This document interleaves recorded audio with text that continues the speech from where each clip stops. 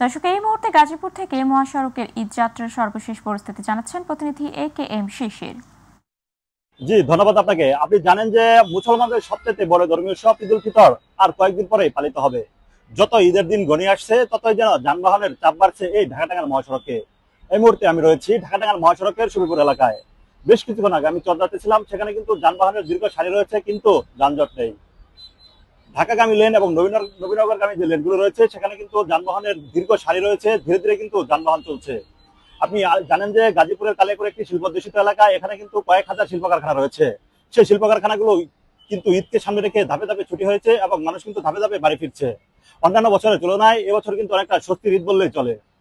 অন্যান্য বছর যতটা যানজট থাকতো এবছর কিন্তু তেমনটা নেই এই ধাপে ধাপে ছুটি হওয়ার কারণে।